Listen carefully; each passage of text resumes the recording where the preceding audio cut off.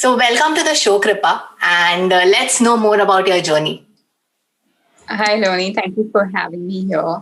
I think Burgers to Beast all started as an answer to my own struggle with food and body image. I grew up overweight and I honestly never cared about the way I looked. I was fairly athletic, but I went to an all girls school. And eventually, when I got into the ninth grade, the 10th grade, the pressure got to me.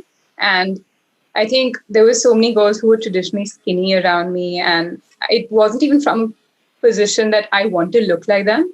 It was, let me try doing what they do. And there were a bunch of girls around me who were going through an eating disorder. They weren't eating too much. They were puking their food around. And I thought, okay, why not? So it started there. I became anorexic. I lost a lot of weight and I felt really, really sick. So I think things got really bad. My blood work was terrible and I had to take control of my thoughts and actions, or it would have been a lot more devastating.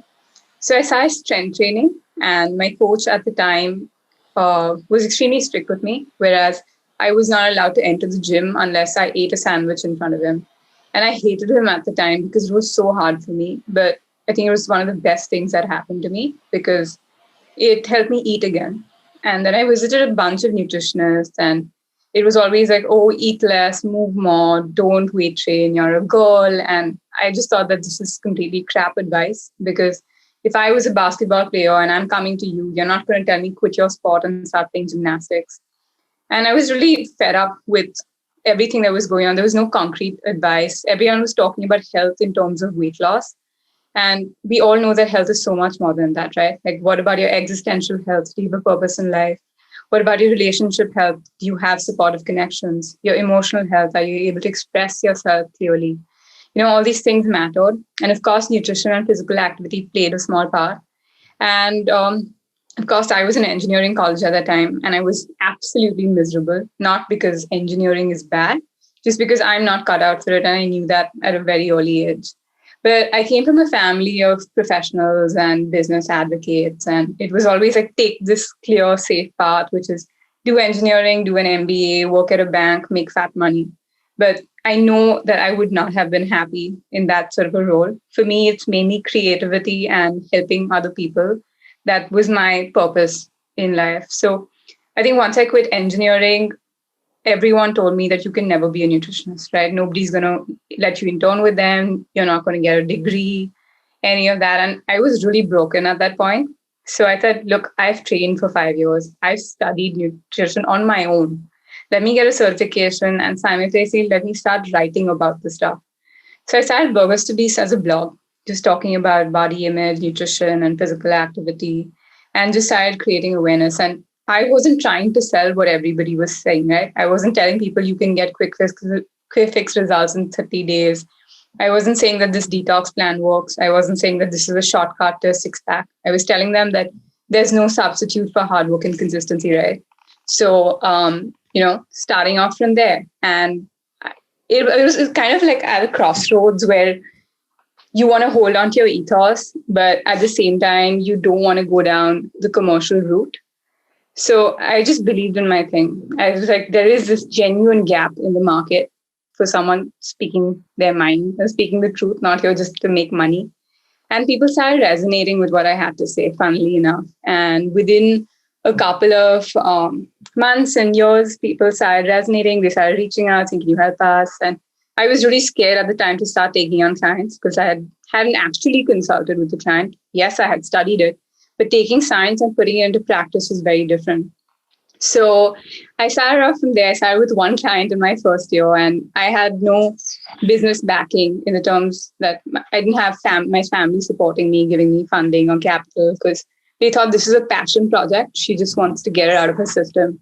But it wasn't a passion project. And even if it was, I don't see anything wrong with following your passion, right?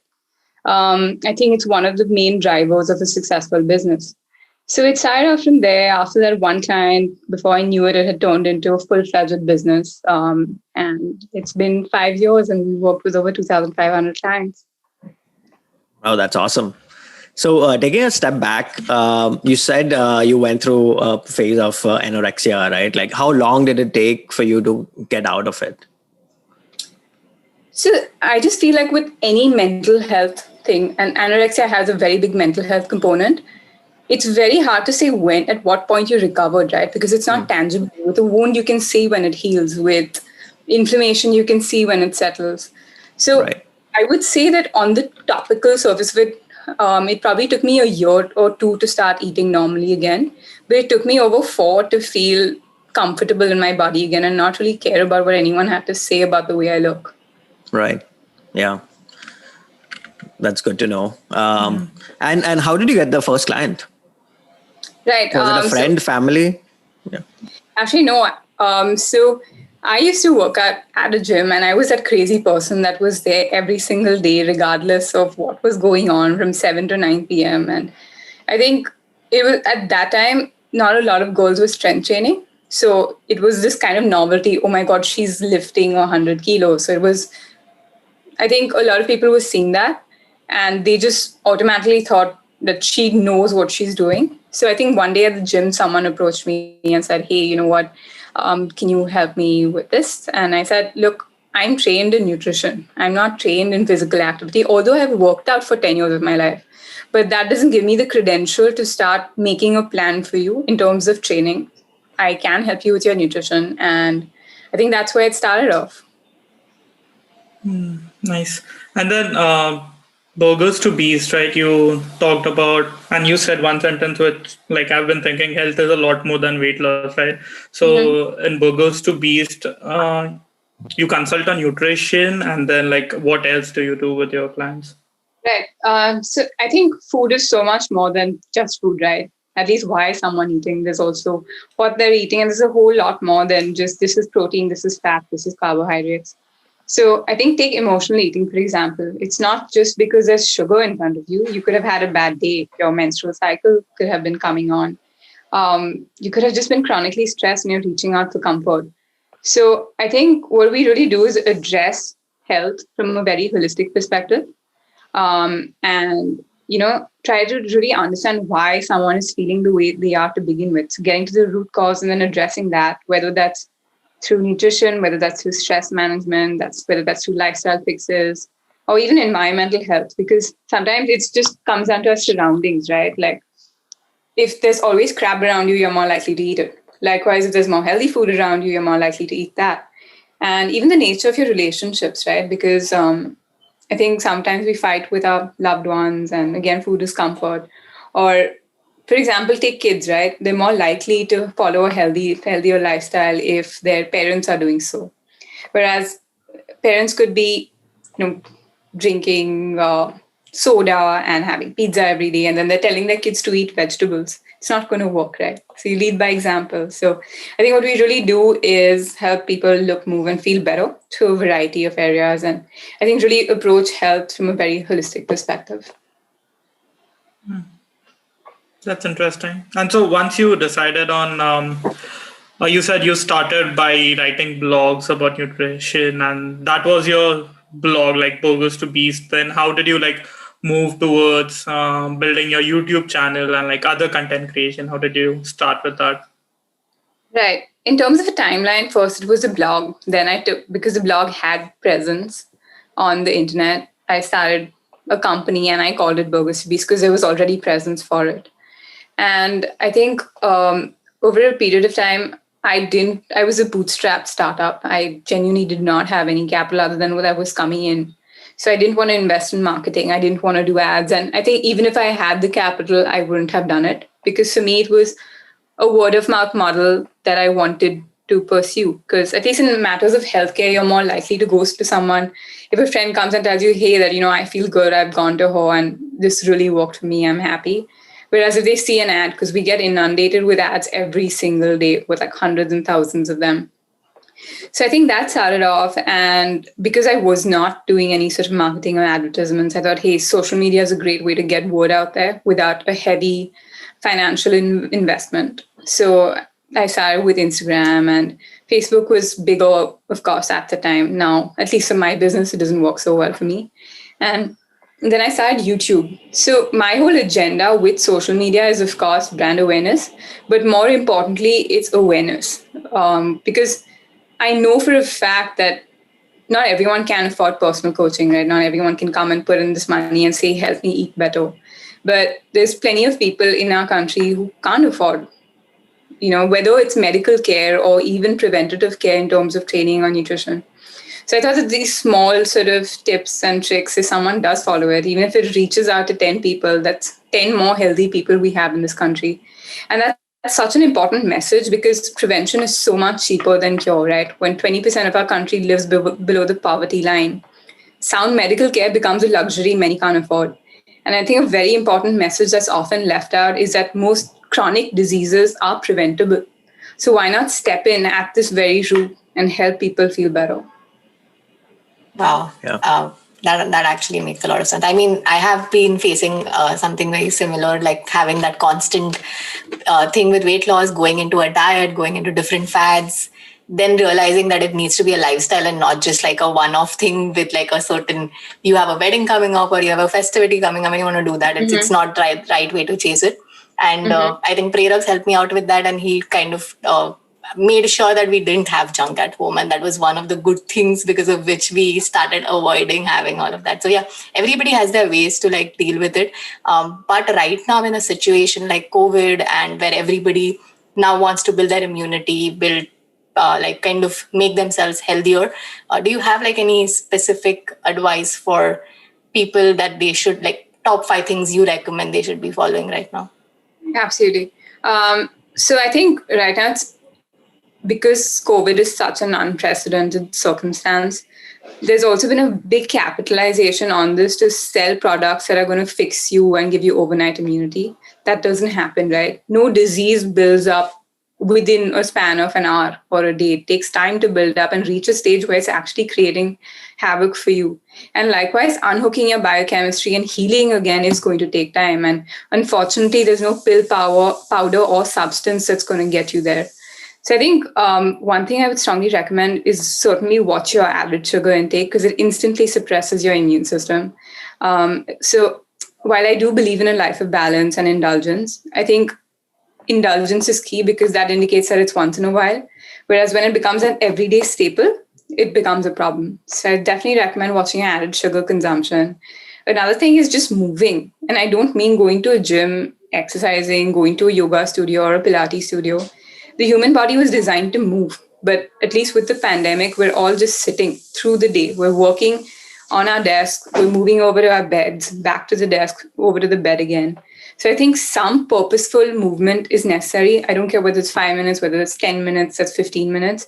You need to carve out that's some time for yourself in the day to move a little bit, even if it means going for a walk or doing, say, 20 push-ups. Just start moving. And I think most importantly, I think you can take vitamins, you can take minerals, you can exercise, you can eat well, but until you deal with your mental health, nothing's going to improve. I think, again, it's easier said than done to tell someone don't stress. It's about developing a toolkit for you to deal with that stress better when it comes. So I think, again, meditation is a very powerful tool, and your breath is the most inexpensive way to feel better. So I think even if you start off with 3 to 5 minutes of just breath work and basic meditation a day, that's a great start. So I would say now these are 3 different things, right? We have nutrition, we have physical activity, we have stress management.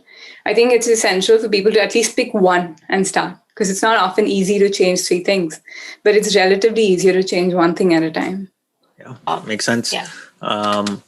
And I wanted to follow up on the previous topic that you touched upon when you started a company based on a blog, right? When did you decide, okay, yeah, this is a legitimate business. There is a there is a market for the product that I have, right? When did you have that? Was there a certain number of hits that you were getting on your blog, or people were asking in real life about this blog? Right. I think it was 2 things. One is, of course, tangible results in terms of having more clients, right? Because that, at the end of the day, as much as we say it's not about money, you've got to sustain your life. So I think that was the first turning point when I started just hitting a certain number of clients. But I think more importantly, it was when I started feeling confident about myself. Because when I started off, I was so scared thinking, people are entrusting me with their health. How will I do? But I think over a period of time, it was very hard for me because I've never been someone who's been able to accept that I'm doing something good. But I think the moment when I was able to accept that, hey, I'm doing a half decent job, I think that was a turning point for me. And I said, this is a business I want to do. And I get to go home, feel satisfied, wake up happy to go to work. I think for me, the biggest wins are when clients call and say that, my blood markers have improved, or I'm feeling happier, I'm feeling healthier, I'm able to communicate with my family members better. I think that's what really keeps me going. So here we are. Yeah. So, I mean, there are a lot of YouTubers, even a lot of bloggers, they kind of go down into the whole number game and continuously work towards how can we increase that? How can we increase our audience? What was your take on that whole aspect? And I've seen like a lot of people even having mental health issues just because they are continuously tracking that whole aspect and getting very deep into it. So how were you dealing with your Instagram growth, your YouTube growth, and what was your approach? Absolutely. So I think that's such a tricky question because social media is a double-edged sword, right? Because on one hand, it's helped so many people get information much faster, spread awareness about things. I think a big part of this is that people are able to talk about mental health on social media, and that reaches people quickly. But at the same time, getting stuck in the numbers game, seeing Photoshop videos and images sets up very unrealistic results. Because at the end of the day, whether we like it or not, as real as we try to be on social media, we're seeing people's highlight reels. We're not seeing their real life. I think I don't consider myself to be an influencer. I consider myself to be someone who's running a business and is on social media for that business, which is why I don't do any brand promotions. I don't do any advertisements because for me, it's just something that has never resonated with me. I don't see myself ever going on to social media and saying, hey, this is a great protein powder, take it. It's just, I'm not saying it's wrong, but that's down the influencer route. And I think that's where a lot of the numbers lie. A lot of people want to see the commercial content, and that's not wrong. It's just not for me. That's not why I joined social media. So I don't know if I'm the right person to answer this question, but I can answer it from my view is I'm there for awareness, education, and to talk about my business. And I don't have the numbers that traditional bloggers and influencers have, like 100K followers and so on and so forth. But I know this is so cliched, but I think if you just really believe in your product or service, you speak confidently about it, you reach out to the people, For me, I would rather have 13,000 or 14,000 followers, out of which at least 40% are able to listen to me and comprehend with me and are not just there for, this is cool or I want like a product code out of it. So I think for me, it's more about the conversions and who I'm able to get through than just masses and numbers. And I don't know if that makes sense business-wise, but I feel satisfied about it. So no, it does. Like there's an article which Atita and I don't know if Eloni has read, like Kevin Kelly's 1,000 True Fans. So it's like you need to have 1,000 true fans or followers on Instagram who will like listen to you, as you said, like they will buy all your products and they will like follow you everywhere instead of having those 100,000 like aiming for that. So it does make sense. So Burgers to Beast, you started building brand awareness, you started your YouTube channel and stuff like that. Then what made you like switch and like think about getting a degree from Harvard and like pursuing higher education? Right. So I think this is probably a little irrelevant and not really much of a story. I think for me, Harvard was never the dream. I never grew up thinking that I want to be a Harvard grad, not because of any other reason, but just because I just felt that seems like a dream that's too good to be true. And I think after my engineering, when I was deciding to switch to healthcare, I applied to 14 institutions for a master's in engineering management, and none were Ivy Leagues. I got rejected from all 14. So I had no reason to think, hey, go apply to Harvard and Columbia and try your bet there. I think, so this is funny, but my GRE scores were expiring and I was like, let me just try, it's expiring in 2 months. What am I going to lose? Let me just try for the best. What's the harm? And at the same time, I was aware that 5 years down the line, I had been helping rich people get fitter and healthier. But let's face it, in our country, there's a lot of people who can't afford that, right? Again, like I said earlier, not everyone can go to a nutritionist, not everyone can walk over to Breach Candy Hospital and say, my blood pressure is through the roof, help me. So I think I really wanted to do something on a larger front where I'm able to bring preventative healthcare to a larger subset of population at inexpensive rates, or at least set public health interventions that are perhaps government funded by someone else, but that takes away a lot of the actual healthcare burden and the consequent economic burden from these families. And I was just like, public health is the place to be for that. And it may not be a lucrative business in terms of money, but I think I've just always had a very strong drive to give back to society. I know a lot of people come and say these things on podcasts, but it's sometimes like this stuff hurts me when I see that,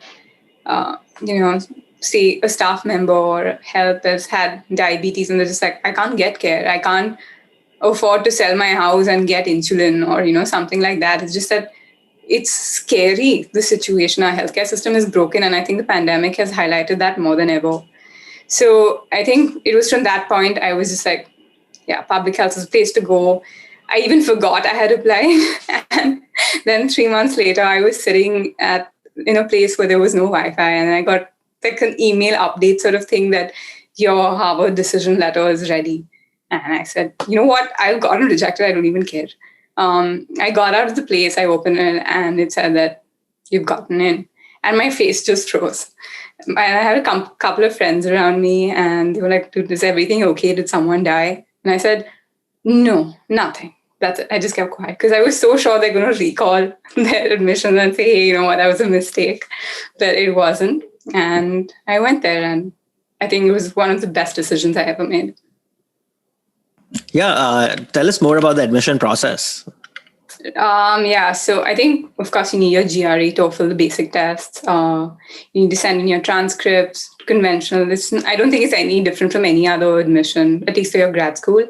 There was a statement of purpose. My statement of purpose literally spoke about everything we have so far, my personal journey, why I want to pursue public health.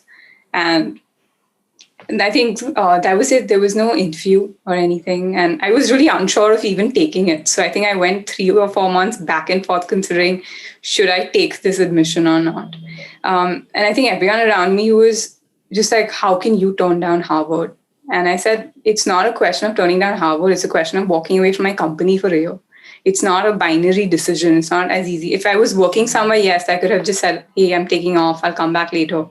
But this genuinely meant putting work on pause for a year. So I think eventually it was just like a leap of chance because I know the sort of cons outweighed the pros, but somewhere in my gut, it just felt like this is the right thing to do. So I went ahead with it. And what was your learning experience like? Personally, I love the Harvard campus and how was the learning experience? How was the experience of being with peers in the similar space, so excited about it and so passionate about it? I think Harvard's biggest strength, more than the Ivy walls, is the community it builds. It's not just the smartest people, it's some of the most genuine people who, at least in the School of Public Health, you have over 500 people here who just want to help humans, who are there putting away banking jobs, investment banking jobs, law jobs, which are very high paying, just to come in and solve real world issues, right? Whether that's LGBTQ rights, whether that's fight infectious diseases, whether that's nutrition, whether that's global health issues like child malnutrition. So I think I genuinely met some of the nicest people there. I think more broadly, it influenced my worldviews because at the end of the day, I think I've always been cognizant of the fact that I've lived in South Bombay all my life. It's a small bubble to live in. There's a whole world beyond it, right? And I think that's something I took for granted for a very long time. So it was just, I think some of my best friends over there are from different parts of the world, whether that's Nigeria, whether that's Egypt, whether that's Bangladesh, whether that's China, whether it's actually in the US. So I think just interacting with them, understanding their perspectives on life, what issues are there in their countries, why are they doing this? I think that had a huge impact on me itself. So I think, of course, like it doesn't take away from the fact that this is the best college in the world. And I think for a very long time, I was afraid to say that because I did not want to seem like my dad told me before I was leaving that you do not come back with a chip on your shoulder from there. Like, I do not want to hear you brag about the fact that you went here. And so it just took me a very long time to say this because even when I was going, I would say, oh, I'm going off to college, I'm doing my master's. I never really took the name. And I think for me, after some time, it was just that if you go to any college, you're going to own it, right? So I'm just owning the college I went to, regardless of how big or small it is. And I think in terms of my own mental health, it was the best change for me at the time, at least.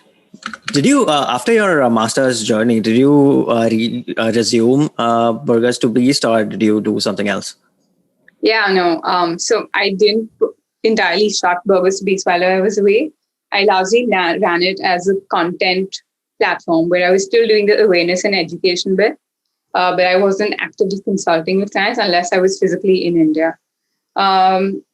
So yeah, I think that's what I did while I was away. I came back through my program every 3 or 4 months to just make sure I was in touch with the company and things like I don't want to put a complete halt to it. And I came back and I've been working on it ever since. I think you also started like your own webcast, which is called Lifestyle RX. You want to tell us more about that? Absolutely. I think there's so much nutrition and health confusion today, right? Someone's telling you paleo is good. Someone's telling you veganism is good. At the same time, someone is saying you should train 3 hours a day. Someone else is saying keep resting, right? So for the average consumer, it's just so hard to figure out what do I do. And not everyone has a PhD or a master's in healthcare to figure this stuff out. And at the same time, I feel like to a very large extent, the healthcare industry in India is unregulated. I don't mean medical purposes, but at least the preventative care. So I just feel like a lot of information can be damaging, although that's not the intention of it, right? So this ties into the whole social media thing that it gets information out faster, but it gives everyone a voice at the same time, right? So I just thought that, okay, I'm saying this all the time, but why not get experts from the world to talk about this? And at the same time, because I think people have this respect for Harvard, I thought that I've made some great connections there. Why not connect them, have people listen to what they have to say? Because that's going to hold some weightage at the end of the day. And that's going to help you make better informed health decisions. And I think I started this during the pandemic where it was just so necessary for people to just start taking care of their health, regardless of what it is. Because, when trouble comes knocking at the door, it's your immunity that's going to hold you up, not any medication. I think you very correctly mentioned that there's so much information out there. It's always like, it's so easy to get confused as to what is the right one or what is the right approach, even from like basic intermittent fasting to doing it in the right way. It's good for you or not. So what is your way to find out or to filter information or to understand, okay, probably this is the correct way, this is the probably not the right way, because there are experts talking about on the both sides of the coin. Absolutely. So I think to start off with, of course, it needs to be scientific. Is it based on concrete research? Are the studies substantial? Is there enough evidence to support these claims? But at the same time, I think as scientists, we often get very stuck up in the the science of things, that we forget the art of delivery, that a lot of human nature can't be quantifiable and doesn't really reflect in sort of papers. So I think maintaining that amalgamation of both, that yes, you are dealing with humans, but at the same time, are you helping them through science, is necessary. I think at the end of the day, there's going to be 100 people making 100 claims. And I've never said that I'm 100% right, because I think for another nutritionist speaking something that I may not agree with, she's right in her own regard, It's just I may not agree with her, she may not agree with me. So I think it's listening to it, and then doing your own research to an extent. Of course, it's hard to start reading research papers and all, but I think just investigating a little more, even if it's concrete articles at well-known places, just finding out your own information, then making decisions. Whereas with my clients, I don't use a one size fits all approach, right? You can't put a pregnant woman on intermittent fasting. You can't carb load for someone who has diabetes. So I think it's a very individualistic approach. And like I said, it's not just food, it's a number of factors that shape the way you're eating. So just given how individualistic and unique each one of us are, I genuinely don't think there's a one size fits all approach. Yeah, like I when my cousins ask me what is one skill that I should prepare to so that I'm better ready for the real world, I tell them learn how to read scientific papers. Like if you can, that's a superpower. Like that's the real source where everything, all the articles or the newspapers will be quoting what is written in that science paper. So directly get into that white paper. Okay, so what's the biggest area you're curious about right now? What excites you?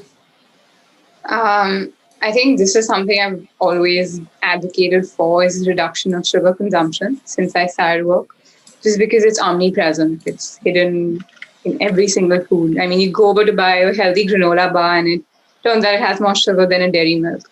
So I think definitely advocating for sugar consumption, it's a very big task because I think there's so much research suggesting that it's highly addictive. So the more you have, the more desensitized you are to the taste, the greater hit you need to get the same feeling.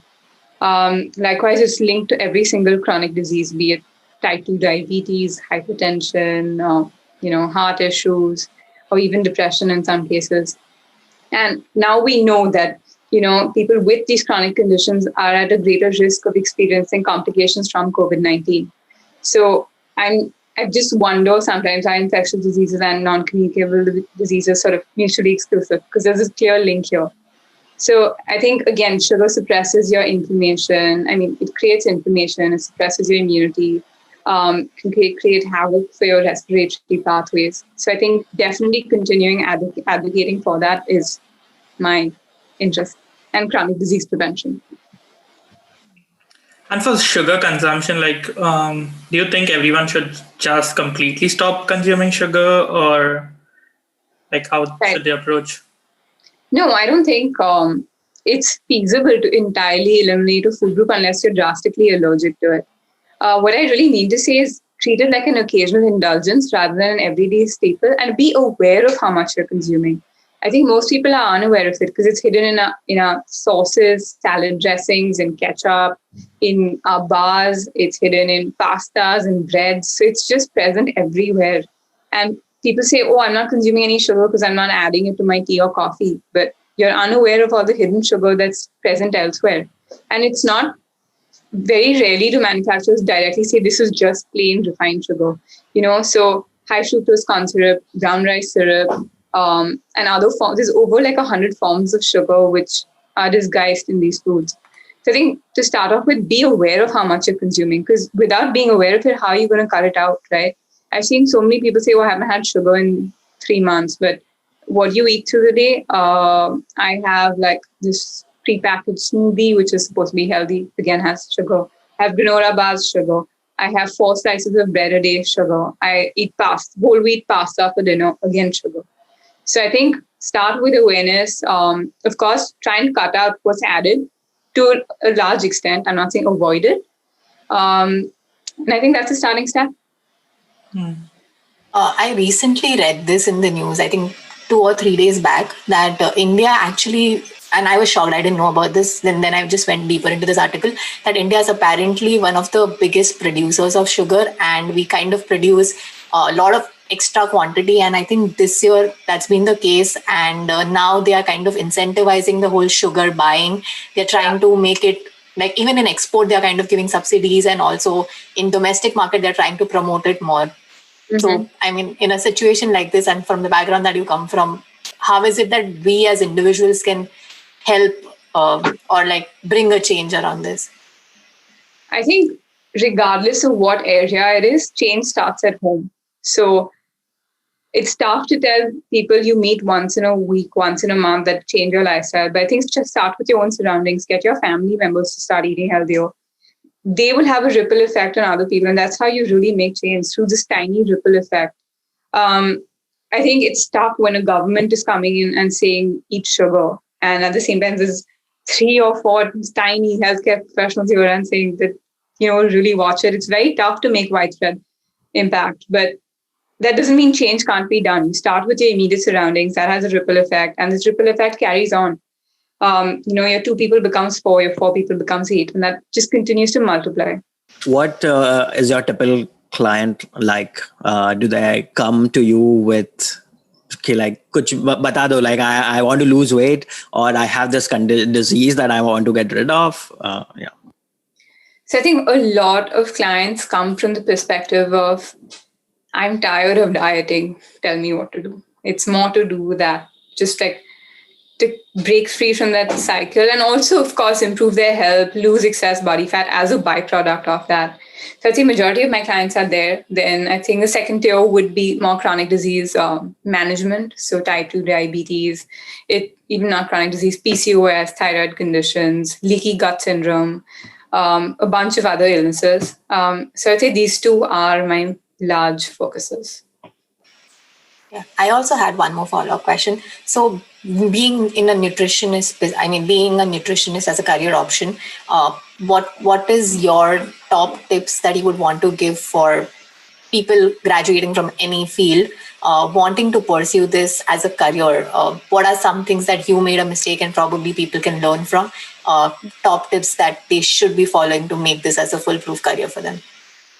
Absolutely. I think that's a great question. And it's one that I've never really thought about, is what advice would I give to someone else in my position? But again, I would say that once you have studied it, I don't mean just a certification, just genuinely studied it, and you're sure you want to do this, do it. Because it seems like an easy job, right? You're just telling people what to eat, but there's a lot more to people than what they're telling you.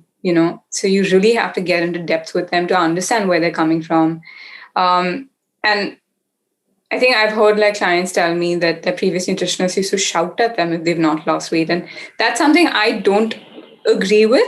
That's their method, but it's just something I don't personally agree with, because at the end of the day, this person is suffering in a way, right? Do you understand in that minute how hard it was for them to think that I'm on a diet, I'm spending so much money here, but I just want to eat chocolate because I have a shitty day and I want to feel good. So I think you need to bring compassion to the table. You need to be able to understand that our lives are complicated and there's no one-size-fits-all approach. Take it from that lens. Truly understand your client, build connections with them, and that's really what this is all about. And of course, mainly focus on health, because no amount of weight is worth losing your health. When that hits the ceiling, nothing else matters. Not how much money you have, not how much weight you've lost, none of that stuff.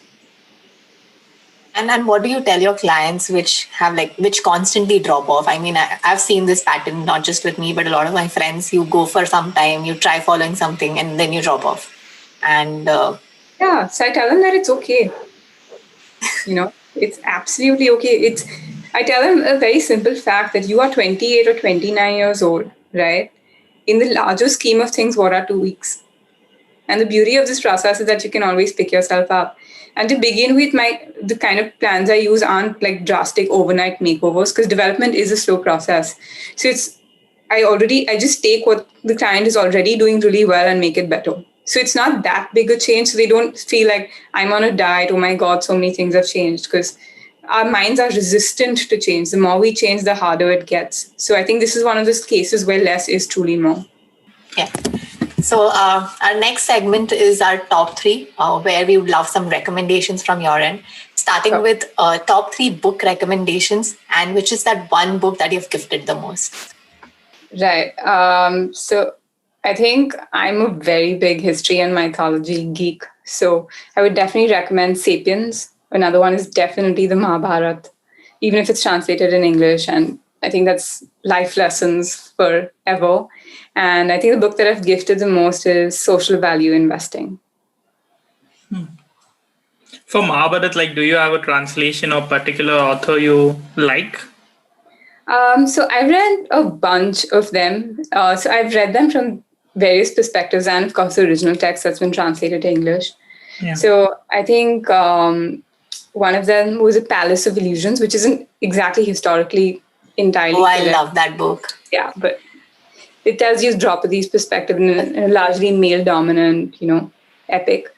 Another one is The Rise of Kali, which tells you the story from Duryodhan's perspective. So I think just understanding that same given story from multiple perspectives was really life-changing.